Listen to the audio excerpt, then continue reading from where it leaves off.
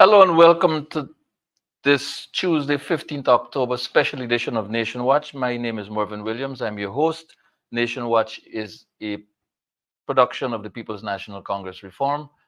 This evening we'll be discussing the presentation by Mr. Ali to the Parliament of Guyana.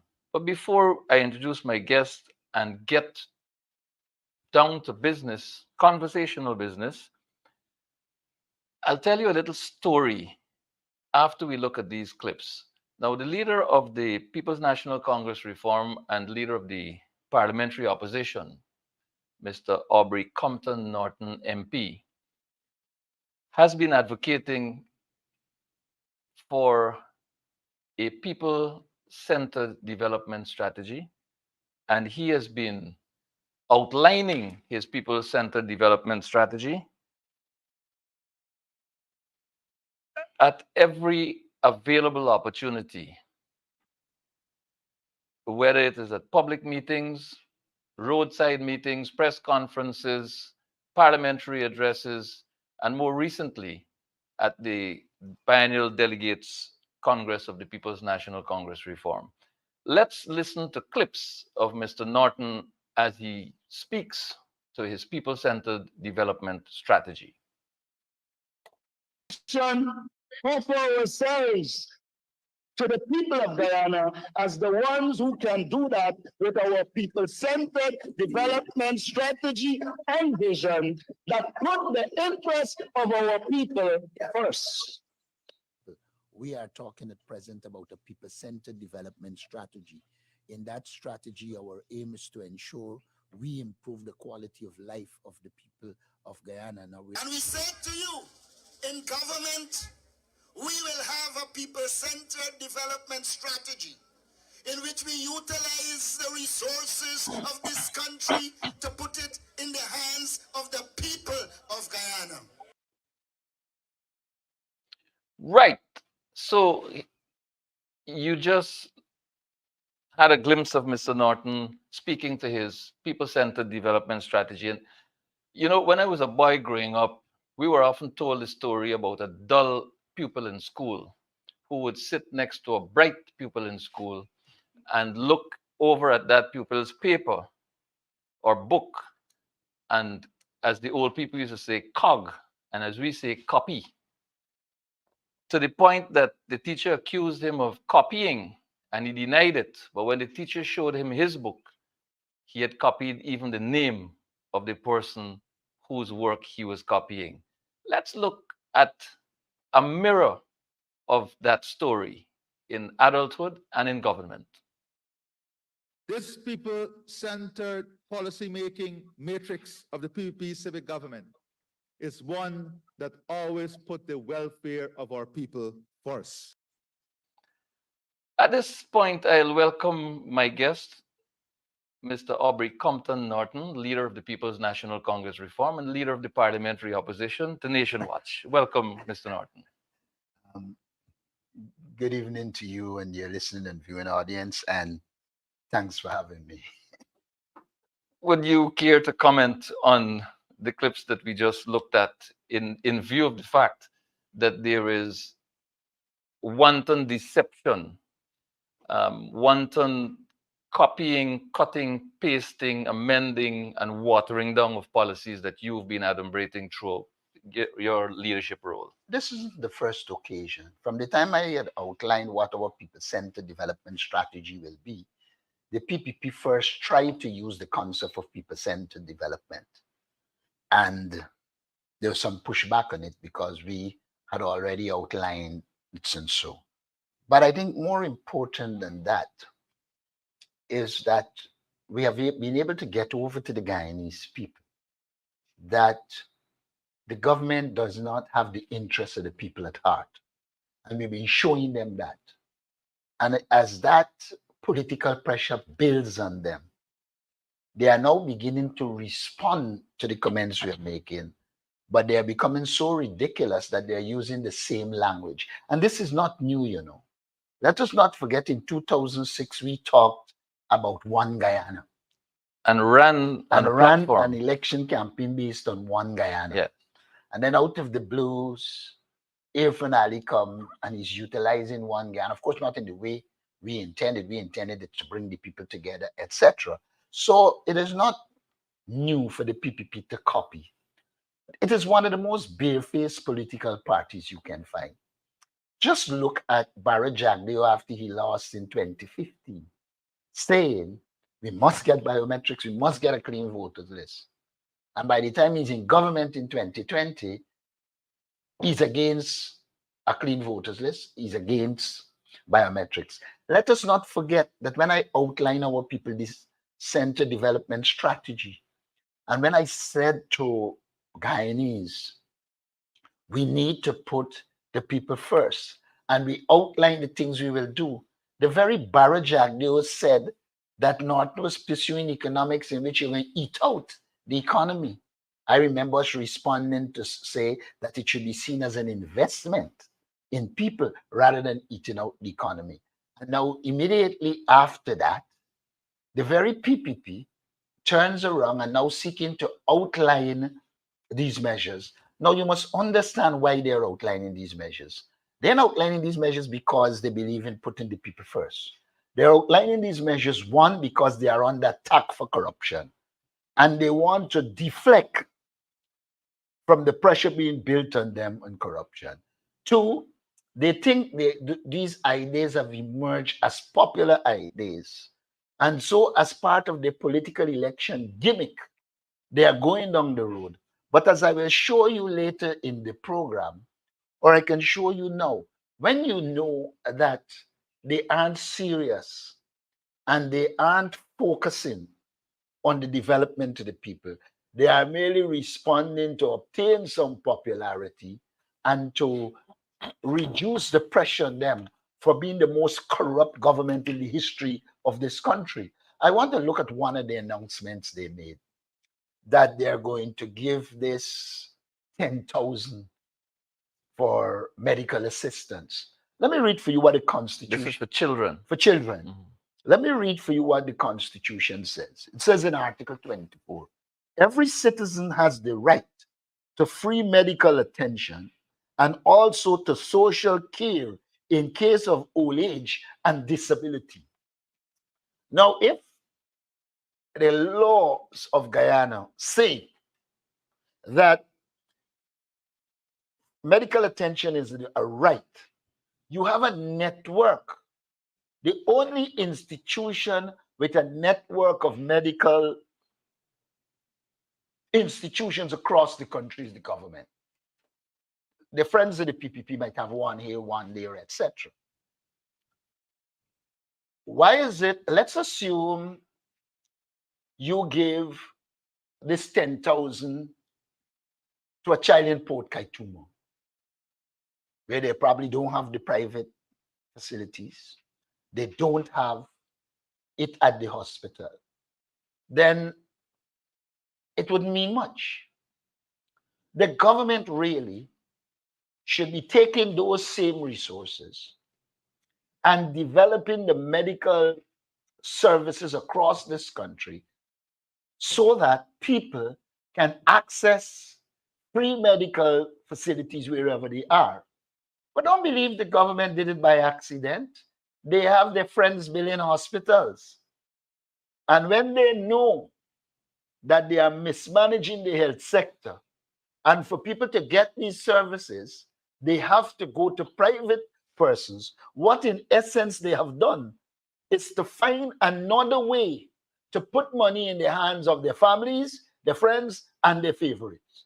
So Guyanese must not be browbeaten by this talk about 10,000 for medical assistance for children. It's not for the children. It it's is for the not friends. for the children. And if you look at how the country is structured and where these resources can be accessed, you will see, because it has to be taken in the wider context. A lot of medical supplies that are produced, purchased for the hospitals, don't meet the hospitals.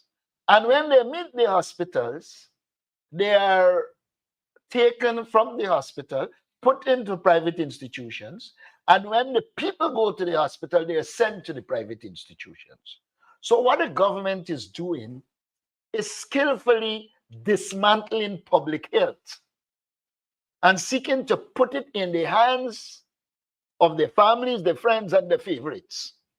And so they are violating the Constitution of Guyana, which states very clearly that they have this right and the state should be providing the resources. Mind you, we're not against private hospitals. We're not against private medical facilities. What we are against is your incompetence destroying public health. You are not providing the things that are needed. You are not implementing plans to have an efficient public sector medical services. And then you have your cronies in the medical system. Even the little that you provide, they are taking it out, sending it to the friends, family, and favorite, and then they direct them to the pharmacy to get it. What we are against is the corruption in the medical sector. What we are against is the incompetence of the People's Progressive Party, in which they cannot put in place a proper healthcare system so people across this country could access it. And then you come now as if you want to serve the people. In any event, if you cannot adequately manage the public health system and people must resort to private institutions for medical care, pay a livable wage so that people can afford to do that. But we move on. There is obviously major confusion in the People's Progressive Party. You have constantly situations where the person sitting in the chair of the president says something, and then he's countered by the person who once sat in the chair of the presidency. We will look at a couple of clips here, and then we'll discuss as This one-off cash grant payment to household instantaneously. It's not true. When the president made the announcement, he said immediately things are going to start. People want to know when. So immediately. we want to get the system in place. So I anticipate that within the next 5 months, we will complete the process. And then there's a newspaper report. The Kaichor News carried a report that says, that quotes Jagdeo as saying that there will be no payment before Christmas. And we have that article there up on screen. Who is the boss?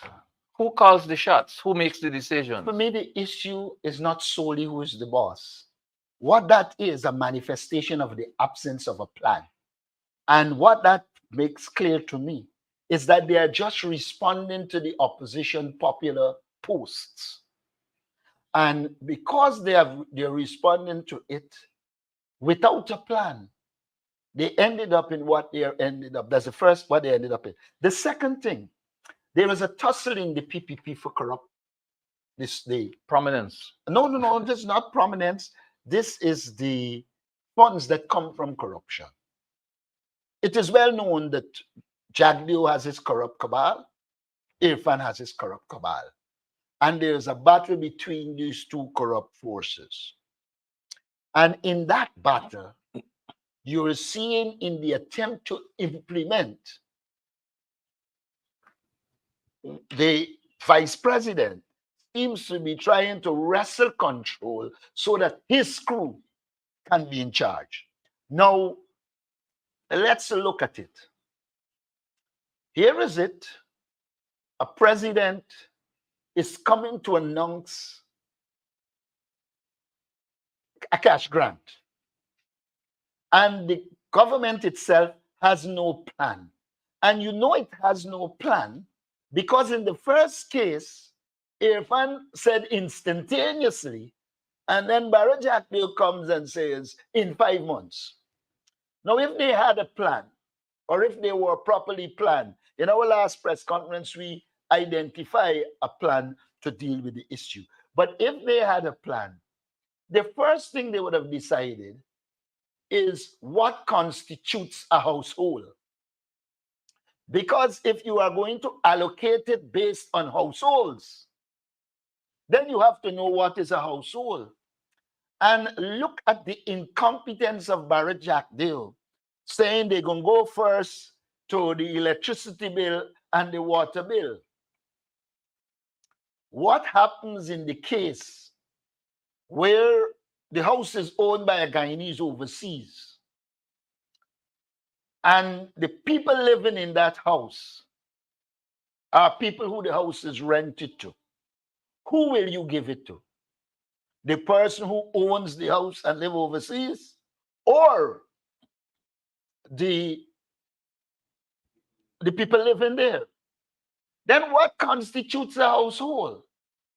Are you saying that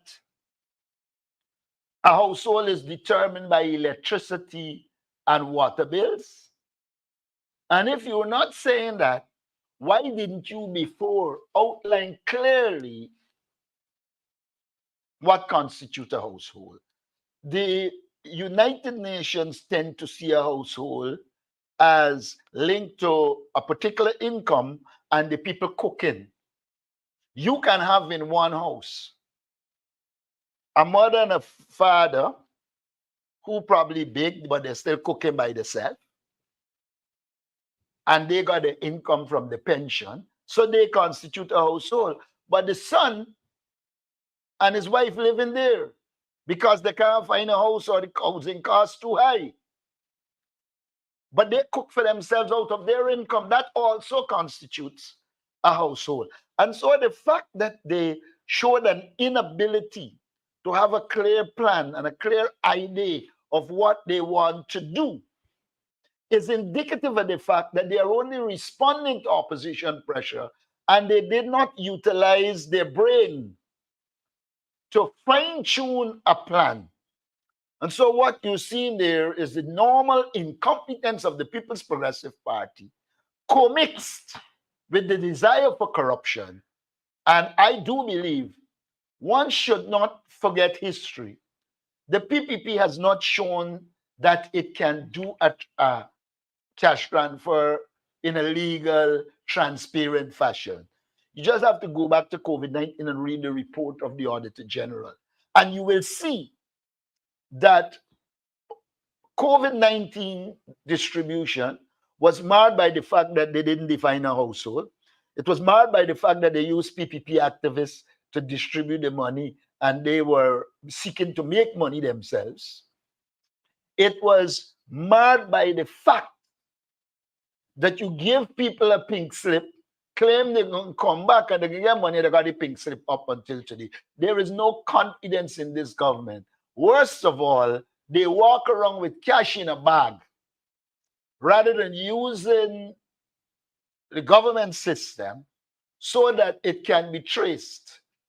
Until now, I don't believe anybody can tell you exactly how much money went to the persons they are intended to and how much money went into the PPP hands. We're obviously going to go past an hour tonight, so the issues are real and they're large.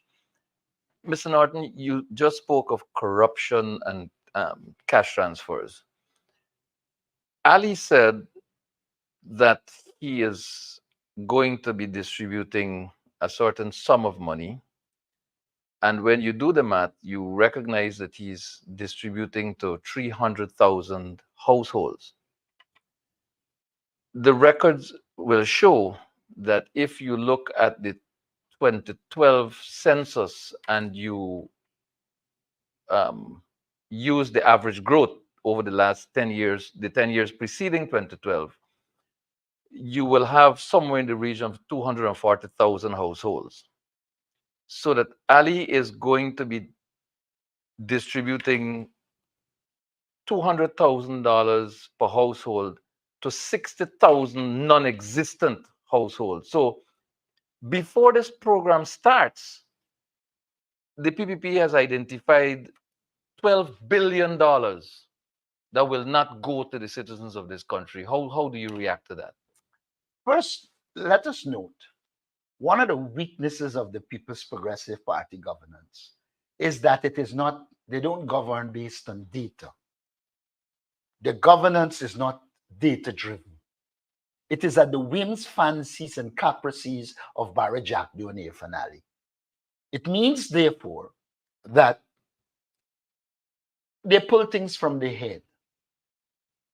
Now, if you look at even what they're saying in housing, the figures they're given, Ghana shouldn't got people without house. How much thousand they created since they're in government in 2020. But Well, the issue here is households. And no, but I'm just using the houses. Look, when I was shadow minister housing, this will illustrate it more. Irfan Ali was housing minister. He came to the parliament and said he created 20,000 house lots for the people of Linden. I responded by saying, look, the 2002 census said you have 4.4 persons per household. If you give 20,000 house lots in Linden, it means you would have catered for 80,000 people. But the entire Linden doesn't have 80,000 people. And so it is not new for them to pull data from the skies and to ensure that they have data that facilitates the corruption. And in this case, I think the data is aimed at facilitating the corruption.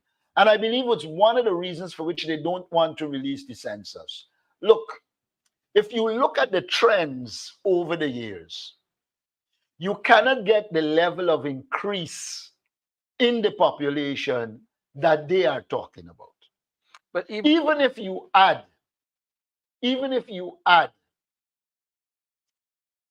people who would have migrated here, because you're talking 750 to close to 1 million.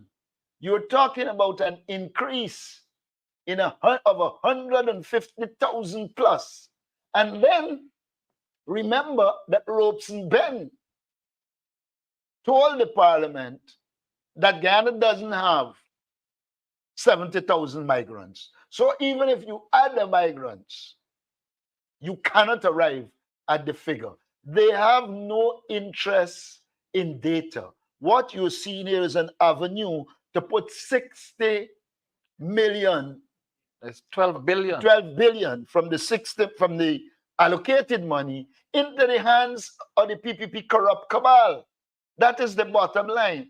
They will calculate 300 households by 3.6. So Guyana has gone from 250 households in 2002 to 300 plus households in 2024. Sorry, from 2012 to 2024 in 12 years. Now, where in the world does that happen? Well, what's interesting? More so, Ghana has a high migration rate. Yeah. Guyanese are leaving every day. You can see the figures they are using. They are clearly aimed at putting corruption money in the hands of the PPP. Well, it's interesting that by Ali's numbers, you're looking at an increase in households of 89, almost 90,000 households of 43%. And if you were to use Jagdio's numbers, which do not agree with Ali's numbers, Jagdio is saying 264,000 households. If you were to use Jagdio's numbers, you're looking at a 53,800 increase in the number of households, which is 26%. So these fellas don't agree on much, except Is it that they don't agree or both of them pull from the skies?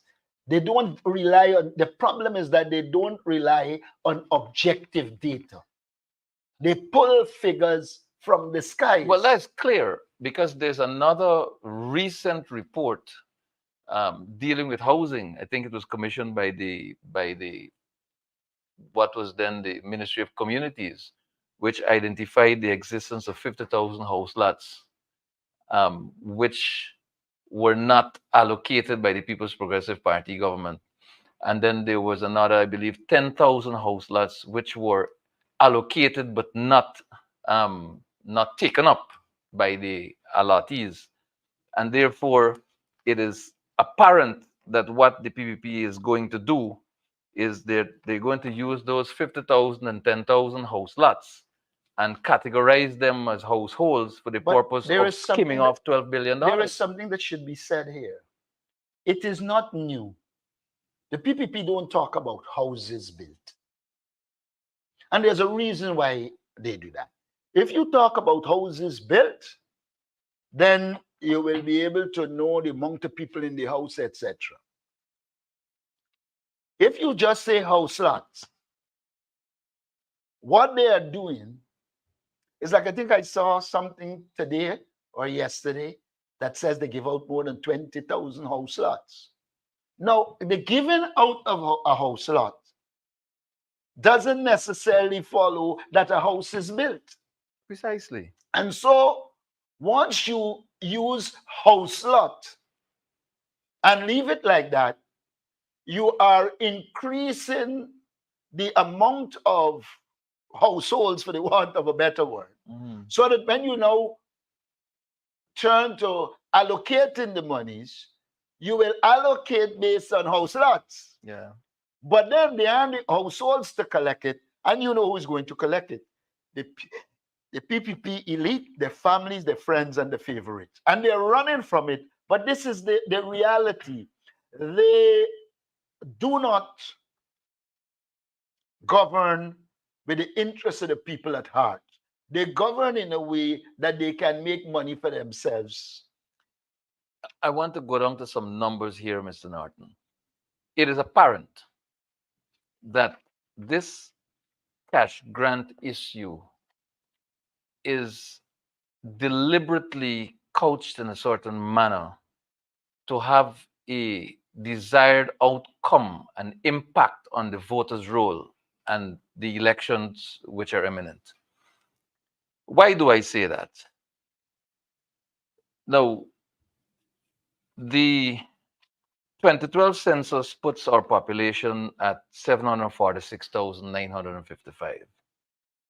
The recently released official list of electors put our voting roll at 718,715 persons, electors. Obviously a padded list because the school children population is over 250,000. Now, and I'd like viewers to pay very keen attention to these numbers. Ali says that there are 300,000 households. The numbers say that the average household in Guyana is 3.6. 3.6 persons per household. So if you were to run with Ali's 300,000 households, you're looking at a population of 1.1 million. 1,080,000. If you look at Jagdio's 264,000 at an average household of 3.6, you're looking at 950,000 population. Mhm. It appears, Mr. Norton, that the People's Progressive Party wants to cultivate in the minds of Guyanese that our population has gone past 1 million, and therefore a list of electors at 718,000 is reasonable. But the information we are getting from the 2022 census is that Guyana's population has declined. What are your views on this matter, sir? There are a number of things that should be said here. Now, you had 746, 955. I think the last figure I saw from the US is a migration of something like 5,000 per month. Mm. So if you have 5,000 per month, That's 60,000 a year. it's 60,000 a year. Let us put it at 3,000. That'd be generous. You put it at 3,000 a year. It means every year is, 36,000. hold on, 3,000 a year, but you have to at least 36. Mm. So you have 36,000.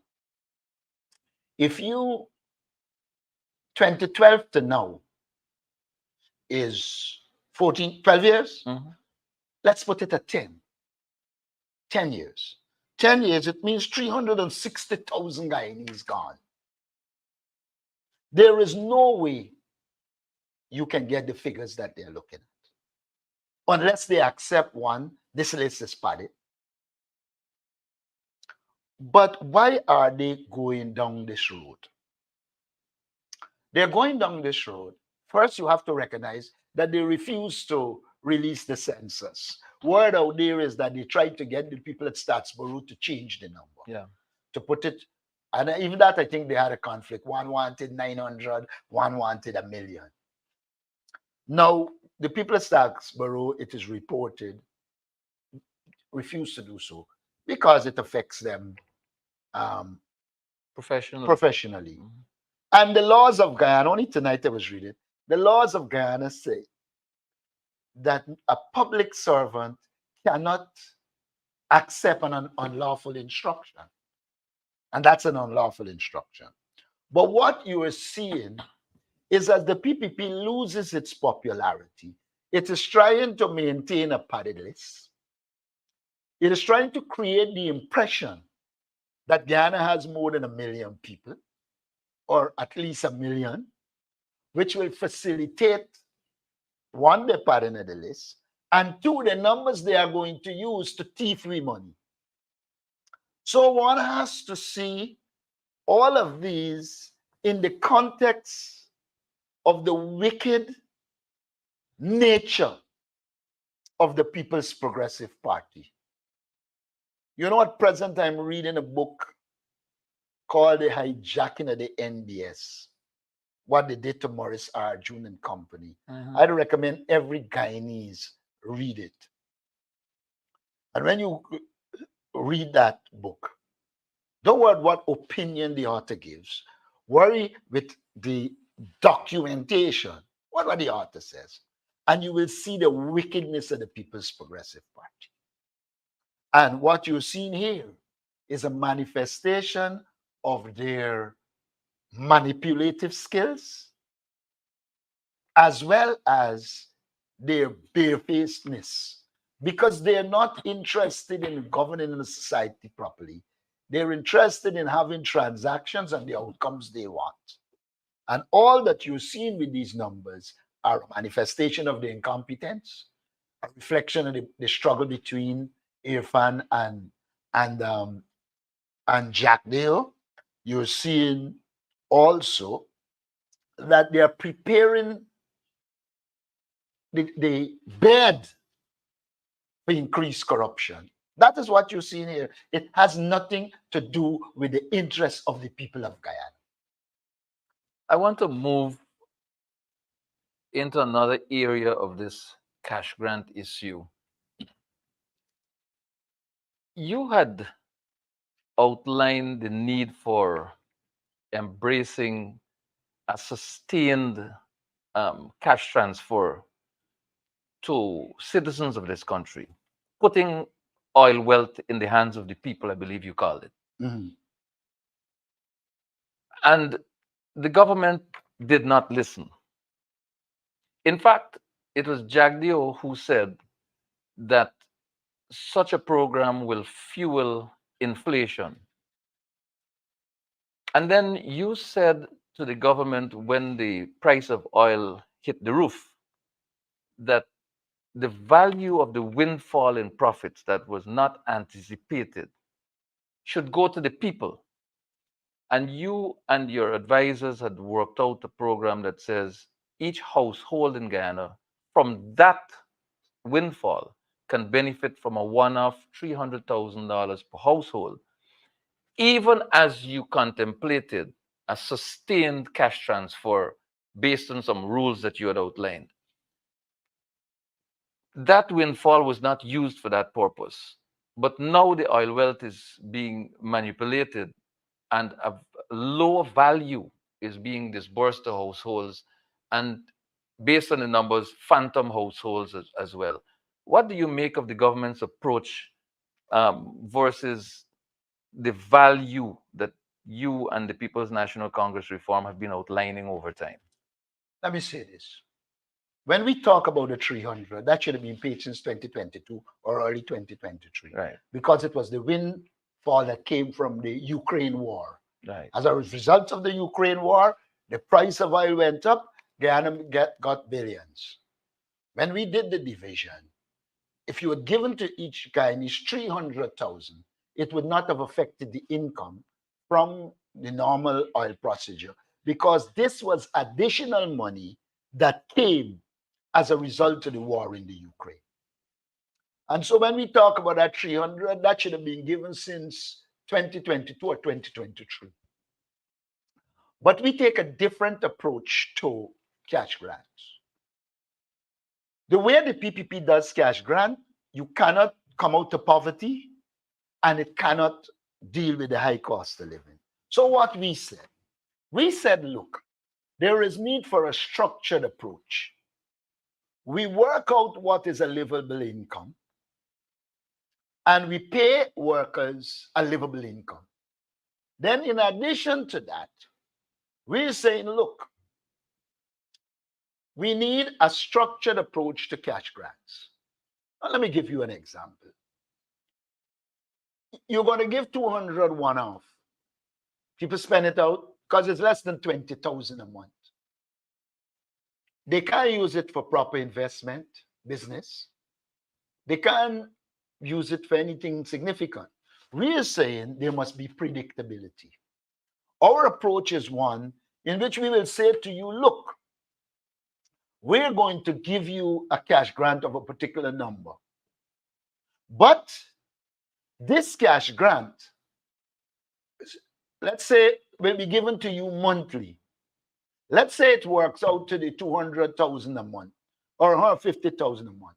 We are also saying that you can now use this as predictable income so that you could go to the bank. You can get a mortgage. In other words, you can use it for investment. In that fashion, people will develop. You imagine the average man who is going to get a cash grant, but he can now go and say, I want to buy a truck. My income is 150. Because it's not a one-off, it is a structured, predictable cash grant which the bank can accept. And we believe that the way to go is not just to give cash grants, but do it in a way that it can impact the lives of the people in a positive way. And our structured approach will impact the people. When these people get this 200,000, which we welcome, though it is little bit, it done because it is one-off. In our approach, We are working out a crash grant for you, which is structured, which you can use in the bank, you can use for investment, and that is going to impact your life in a positive way. But remember, we didn't only speak to cash grant. I remember Barra Jack, they were saying it will fuel inflation. And I had to turn and point out that we said that when we do that, we will also promote agriculture in every region with the aim of bringing down the cost of food in every region. If you're going to put these resources in, you have to also work on increasing the productivity in the productive section of the economy so that there are goods and services there to absorb the money. So Barry Jagdale, who would say we eating out the economy and it will bring inflation, they now announce a measure and they fail to announce the measures they will take to reduce the inflation. And what in essence you're seeing is they just responding to political pressure. Because had they thought it through, then they would have known that if we are bringing these monies, we have to have a plethora of measures that will seek to bring down the cost of living, deal with inflation, etc. So the very thing he said he was objecting to, you end up doing only because there is constant political pressure. And it again points to their incompetence. One of the noticeable features of the Ali presentation is that almost all of the measures that he brought to the House are measures which you had discussed and measures that you had discussed at a certain level which he watered down. For example, you spoke of the income tax threshold moving to $400,000 per month. You spoke about evening out the benefits of taxation. He's talking about a threshold of what, $100,000 in 2025 or something of that nature. Then he's talking about $10,000 deductible, tax deductible for every child of the working parent, which I have some views about that I believe to be discriminatory, which I don't want to get into at this time. But lifting the threshold to $400,000 makes the tax benefit available to everyone. So why would he seek to bring a minor tax relief to a select group of people? I mean, he as president got 2 children, and therefore he will benefit from the tax deduction. But Mavis or Johnny got Lilawati none. or whoever got 7 children, but their income does not reach the threshold, and therefore they cannot, despite their best effort, benefit. So the measures seem to be all skewed in favor of the wealthy. Again, lack of a plan and not thinking through. Let us recall, this is the man who told the nurses they got to wait till 27 to 2030. You remember that? Mhm. And then suddenly he finds money. Now let us come to the threshold. We said at the time 150,000, so that the average working person will have to pay no taxes. Since then, we have been in consultation with people at a higher level. And one of the views they express, and I believe when you're governing, you have to be responsive to the concern of the people. Some members of the middle class would have said to us that, look, we don't have a problem with you trying to relieve the burden on the extremely poor. But they pointed out to us that, look, we ourselves who are obtaining 250,000, 300,000, we are finding it difficult to live. And so It is in that context, having looked at the figures, we decided that we can put it to 400,000. So it would capture a larger spectrum of workers. Because don't forget, if you're dealing with a worker who's getting 350,000, which is not a lot of money in the present day circumstance, that person will, the first 150, but the rest taxable. Now, if you put it to 400, everybody who is drawing 400,000 and below will go tax free. And therefore, we widen the base and put more money in the hands of the people directly. And it is for that reason we shifted it from 150 to 400,000. Because as we speak to people, which we have to do, they are raising their concerns and they seem happy that we are looking to deal with the extremely poor, but they also point out that they are facing the pressures, they are facing the high cost of living, and therefore they'll need relief as well. And it is in that context we arrive at 400,000. Our economics people haven't looked at the figures and see it is feasible. So one has to see it in that context, not Ali getting up and he call a figure. The reality is they are doing this grudgingly. Their preference is to put money into waste and through infrastructure so that they can make money on corruption. And so they do not have an interest in the people of Guyana. And the measures they're taking, some of them are half-baked, some of them are not well thought out at all.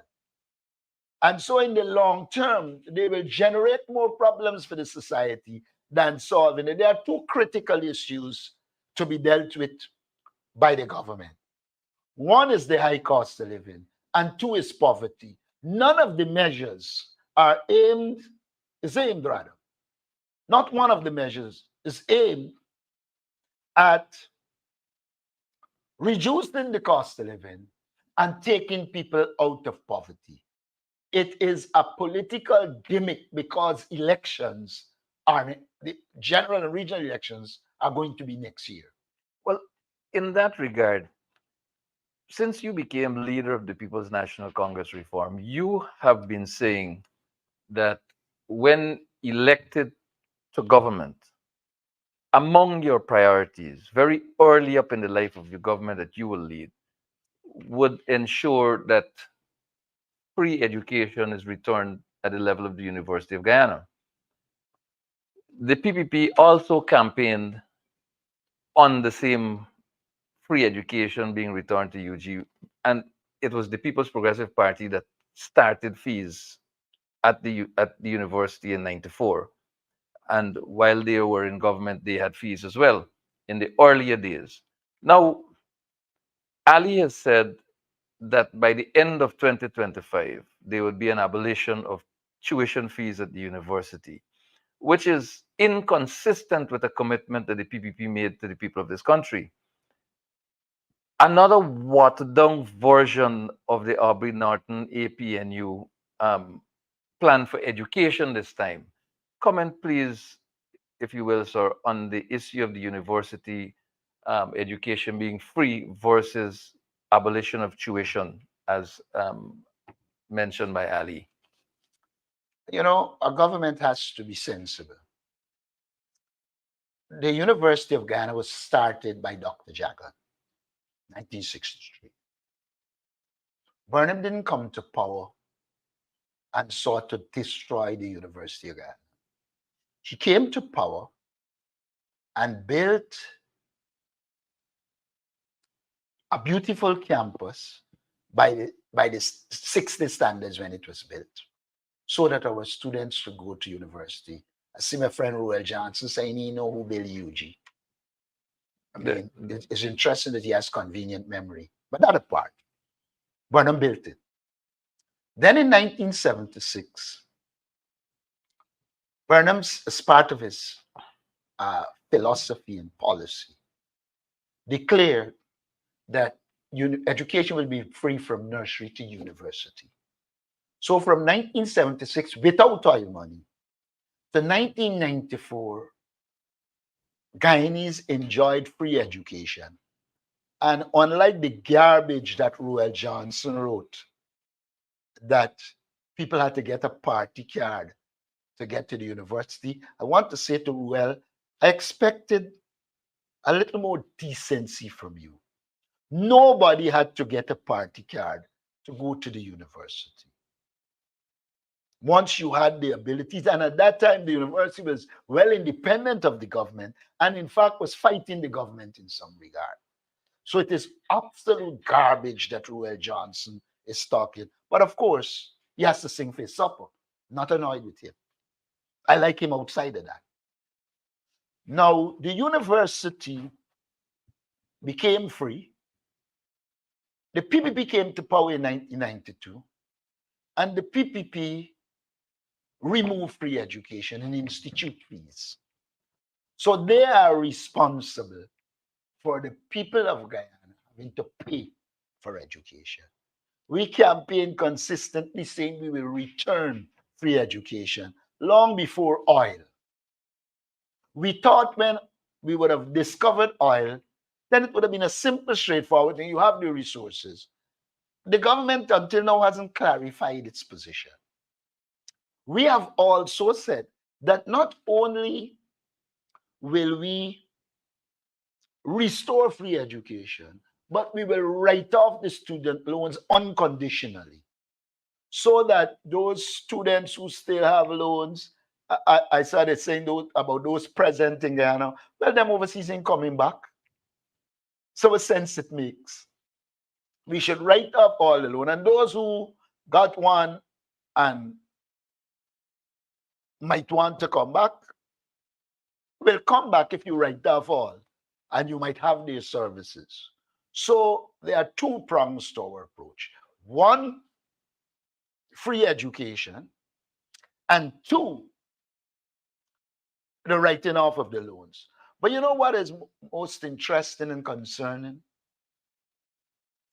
If you were returning the University of Guyana to the stage where our children and people don't pay for education, I would have thought that if you were a proper government, you would have also outlined what is it you're going to do to improve the university and give an indication of what kind of resources you will allocate. Because don't forget, the PPP has a history of when they can't control an institution, they withhold the funds. And we do not want a situation where there's free university education, but the government isn't financing it at the level that it can be efficient, improve, and be effective. And so I'm saying here, the government needs to do more than saying we will remove tuition fees. And depending on how they define tuition fees, do you still have to pay library fees? Do you still have to pay laboratory fees? All of those things will matter if you are returning the university to free education. And I intend to bring something to Parliament to deal with it. Because if you see how the PPP approach it, you know they had no interest in free education. And so again, it is political pressure that caused them to announce the removal of tuition fee. Clearly, all of the measures that were announced were knee-jerk reactions to pressure. The reason I say that is because there is no budgetary allocation in budget 2024 to deal with any of the measures outlined by Irfan Ali in his address to the parliament. And based on Jagdio's intervention and the timelines that he put to some of these things, it is indicative of the fact that these measures are likely to be implemented in 2025 and therefore to benefit from budgetary allocations of 2025. But I rather suspect that the kind of pressure that you're bringing to the government following this presentation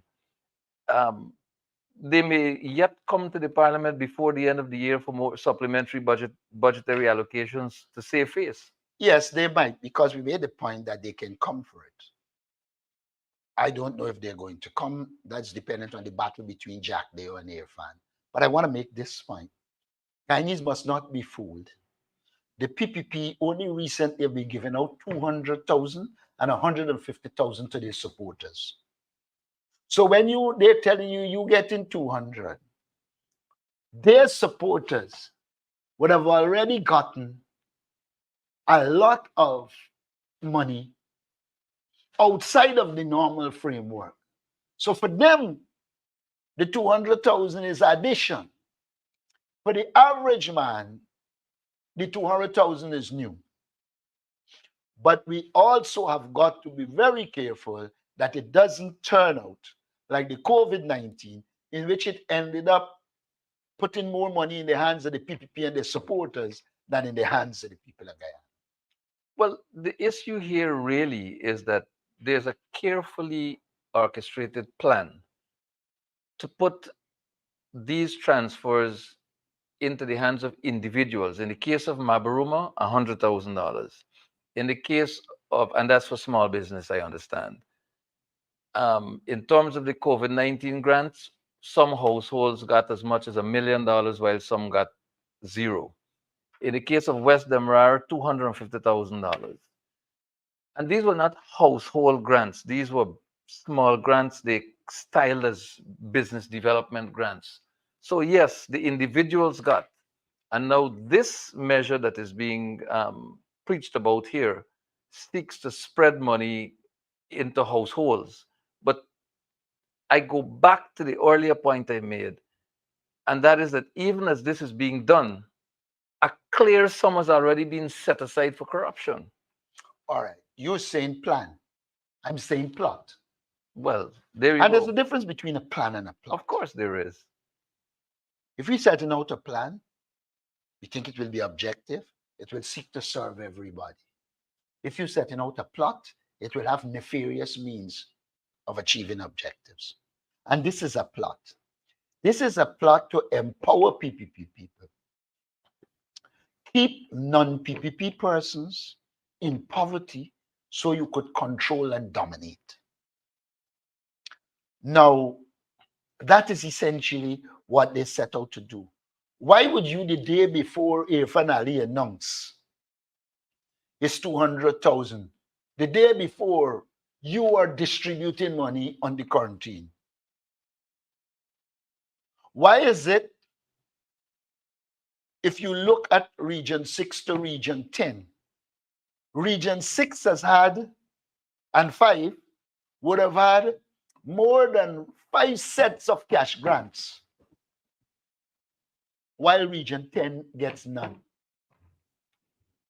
So one has to see this as a plot, not a plan. A plot to empower one set of people. And mind you, it's not solely race. It's also political affiliation. Because a lot of Indo-Guyanese who live in those communities are complaining that they are not getting benefits. While right around them, the PPP activists and the PPP cronies are getting. And I wanted to make this point very clear. While there is discrimination based on race, there's discrimination based on politics, and there's discrimination based on greed. And I want to draw another conclusion from the book I told you I'm reading. You know, when I read that book, I don't understand how we allowed the DPP to stay. And I believe she should comment on what is stated in that book. Because when you read the book, there's serious allegations of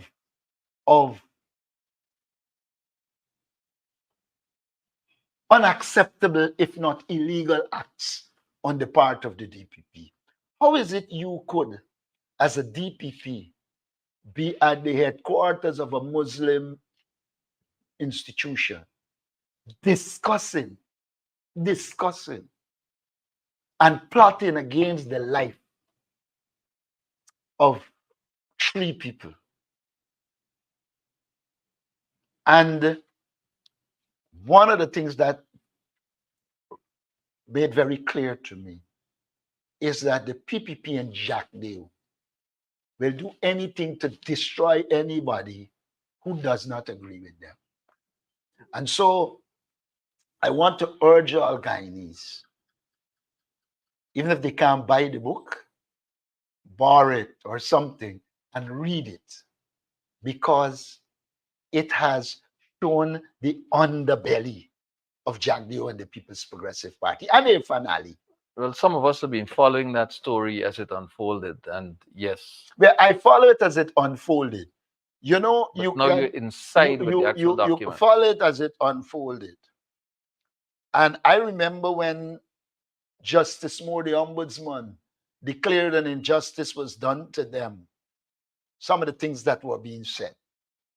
But when you are reading it now and you're seeing all the the footage from the newspaper, etc., it paints a picture of a government that is very destructive. I would not, if we become government today, one of the things I would like to do, honestly, is to ensure those people get justice as part of our restitution plan. I said before that we will have a national restitution plan. And people who it is established that the government illegally acted against them and deprived them of property. Somebody wants to know, to be reminded of the name of the book. The name of the book is The Hijacking of NBS. NBS, or The Hijack of NBS, That's the New Building Society. New Building Society.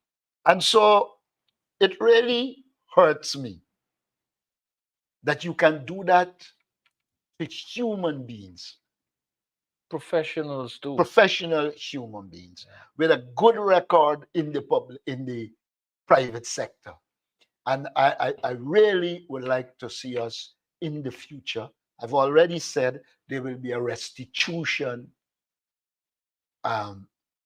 program in which we will seek to engage all those people who have been done an injustice and seek to ensure that they get what is due to them. It's unacceptable for a man to serve 30 years of his life in a professional career, did all that he had to do in keeping with the law, and then you trump up charges against him Well, there's and another deprive him of all. there's another case that is ongoing, where it is being alleged that a financial institution hijacked and disposed of a company. And I imagine as that particular case comes to an end, when it does, we will be able to discuss it. You mentioned discrimination, and I wish to remind our viewers that when the cash grants were being distributed in the Mabruma sub-region, a young man named Dixon was put in the lockups for standing up and demanding answers, because his name was on the list to receive the grant and then it was removed. And in demanding answers, he was deemed to have been causing a breach of the peace, and he was put in the lockup. For more than 36 hours. Yeah. And so, but Mr. Norton, the final question I want to put to you here this evening is this. In the run-up to the 2015 elections, the People's Progressive Party embarked on a cash grant distribution.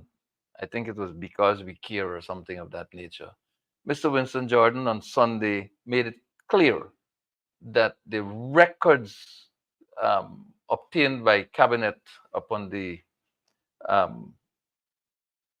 AP and UFC acceding to office clearly illustrated that that cash grant, that cash transfer was a one-off. The PPP contends that it was supposed to have continued. The records say otherwise. Mr. Jordan is an honorable man, and he knows what he's talking about. Now we're going into 2025 elections, and the PPP is here now with what they call a universal household cash grant or something of that nature. The people of this country, it seems, the PPP believes that the people of this country can be bought. The people of this country, the electorate demonstrated to the PPP in 24 that we will take your money, but we'll vote you Which I out. think they must do. It's not their money. Of course. It's the people's money. Yeah. And throughout the local government election, I advocated that our people must take the money. The 200,000, take the money.